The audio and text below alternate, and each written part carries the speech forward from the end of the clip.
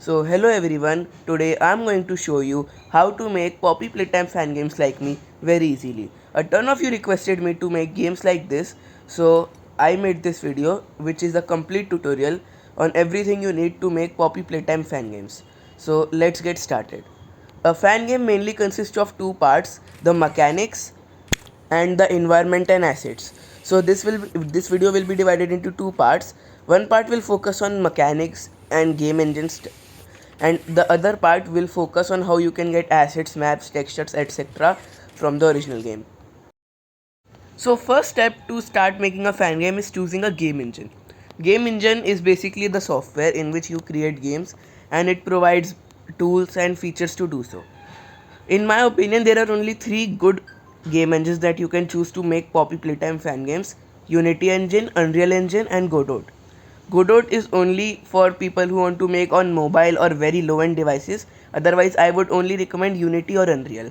Now, both Unity and Unreal have really great templates and starter packs for Poppy Playtime fan games. For Unity, you can go with the DevDudes project, and from Unreal, you can go with Bingo's project. I myself primarily use Unity engine, so I will be talking more about it in this video. But if you guys want a full detailed guide on Unreal Engine fan games, so I can also do that. The like aim for that is 500 likes. Anyways, for the mechanics side, if you want to go with Unity engine, you have to go with the DevDudes project. The link is in the description from where you can download it. After you have downloaded, you have to also download the Unity editor, which I would recommend to download the Unity 2022 version, because Unity 6 is not very good in my opinion, but you can try with any version. And for Unreal Engine, I would recommend Unreal Engine 5 with Bingo's project. Now, except for game engines, we would also require assets from the official game. So, for example, if you want assets from Poppy Playtime Chapter 5, you would need to have that game installed on your hardware. For example, PC or laptop. Then you would need tools like Fmodel and Blender to extract assets from that.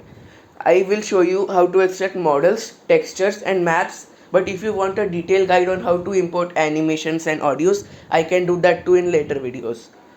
For that, you are going to first need to download Fmodel, the latest version, and Blender 4.0. Then you're going to need the mapping file and Blender add-on, which is linked in the description. Then open the Fmodel app which you just downloaded and go to the top left directory, select selector, and now you have to add the directory of your game. So basically just go to wherever your game is installed. Like I am adding chapter 5 here, so you can add any game, Poppy Playtime chapter 1, 2, 3, 4 or 5. Then select the Unreal version, which is 5.6 for Poppy Playtime chapter 5. Then you are going to have to go in that and add a mapping file which I have linked in the description. You have to download and add that. This is for chapter 5, and each Unreal version will have a different mapping file. Now you can open the file and you can see all the assets and textures models of the entire game. See, like environment, maps, lighting, animation, everything you can see from now. So I'm going to show you how you can extract models and textures first. So for example, I want to go to this door models. So I'm going to open this and go to meshes. Then if you double click on any of this model, you should able to see a 3D viewer. If you don't see a 3D viewer or get an error, you have to recheck the mapping file and Unreal Engine version. Then you can just right click and save model, which will save the model in the directory automatically, and it should save. If you are getting an error, means you have to recheck the Unreal version and mapping file. And then we can go to like trims and basically any texture, and if you double click it, it should open. Right now the door mesh is importing, that's why it did not open, but you can right click and save texture. So as you can see that there is the texture and the texture is saved. If you don't get the model in glb format, you can go to settings and set the model to glb. Then it will import the model as glb, which you can directly import into Unreal Engine or Blender. So now that model and texture are done, importing maps are a little bit different. You're going to go to maps and select the map. Then you are going to select umap file and the usat file, both is very important, and right click save as raw data. It will take some time.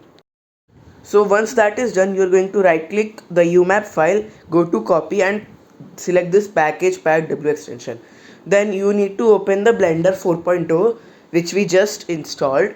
Go to General and delete all the 3 starting objects that there are. Next you are going to press N and go to the UMAP tab. Then for the that top export path, you're going to select where you just exported the UMAP and map files from F model. I know where that is, so I will just select them. But what you can do is from F model you can just copy you can just go to file explorer and copy the part and paste it here. Next up, for the game, you're going to select the game which you have to export from. In my case it's just Poppy Playtime chapter 5, so I will select that. The mapping file is the same one we linked in F model just a while ago, so you have to take that. And then for the package we just copied, so just hit Ctrl plus paste and it will automatically be done.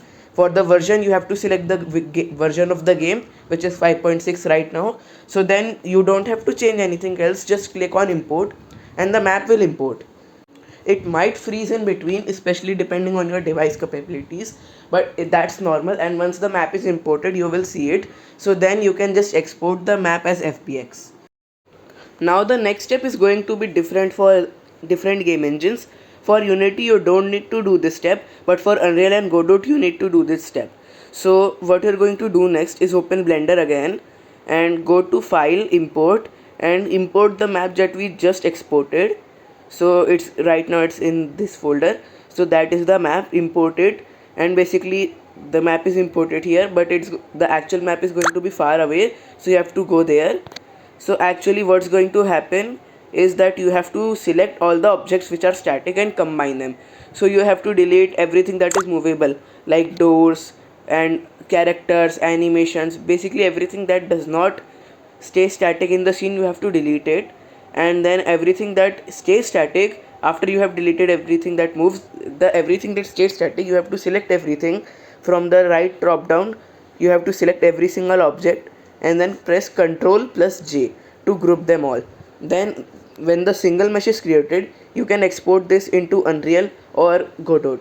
You also have to delete all the lighting components because otherwise they won't be imported properly into Unreal. Now this is how I did it. If you guys know any other better way, so do let me know, because I don't know how else you could import entire maps like into Unreal. So now I can give this another name and import it directly into Unreal. Or now the next step from here is importing the maps into the game engine, which is pretty straightforward. You just import them into the folder and they will import automatically. From here I am only going to be focusing on Unity. I will do other game engines next in next part. So right here I have the DevTools project open. Sorry, I have deleted all the walls and floors.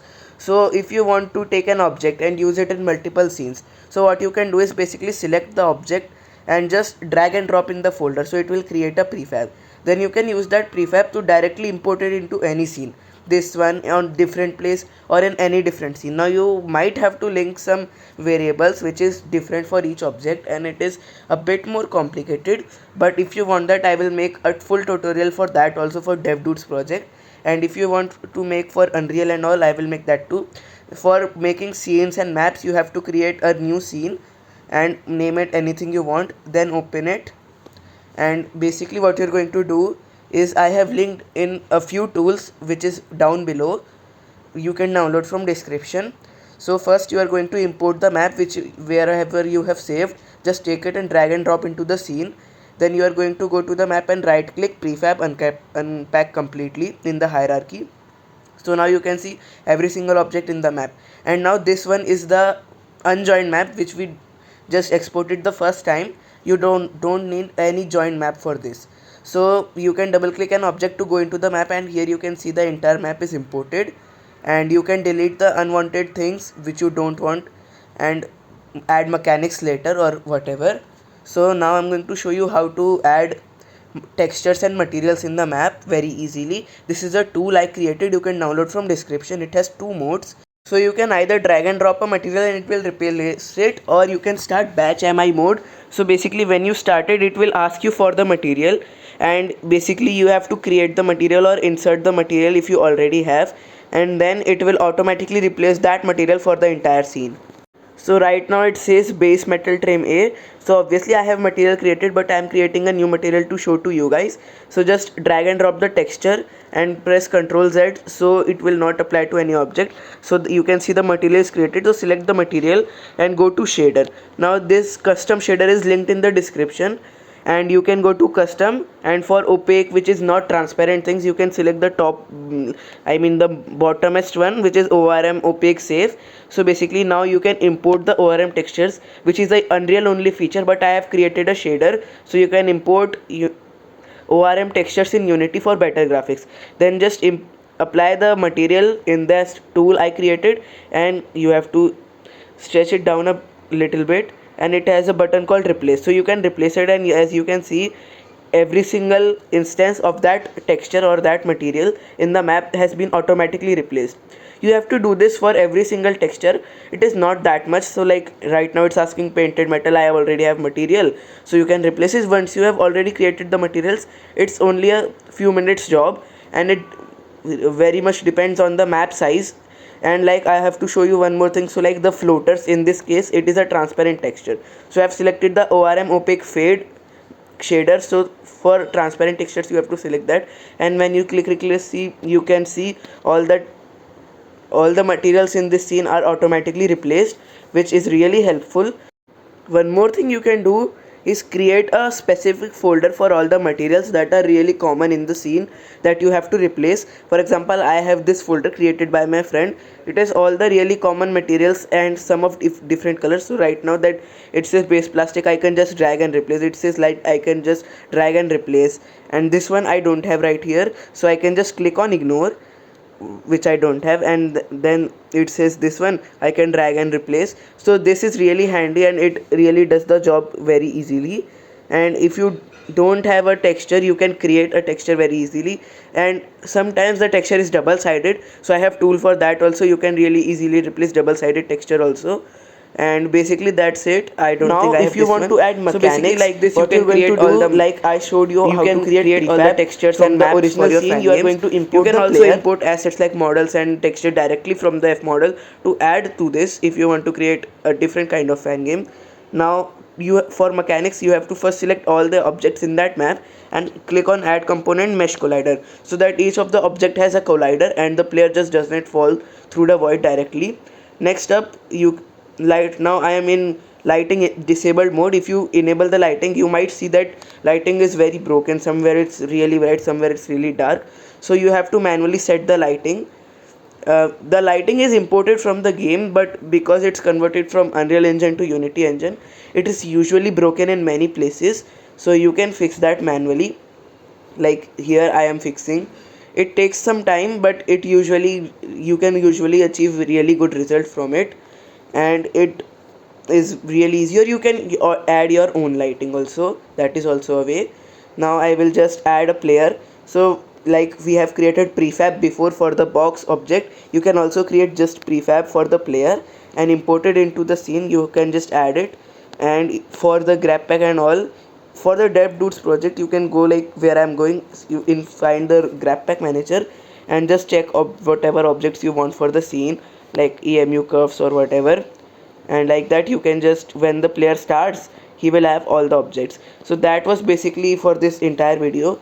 You can now press play and all and try your game, add features, textures, etc., and import mechanics directly from that first scene which was there. So thank you, see you in the next video.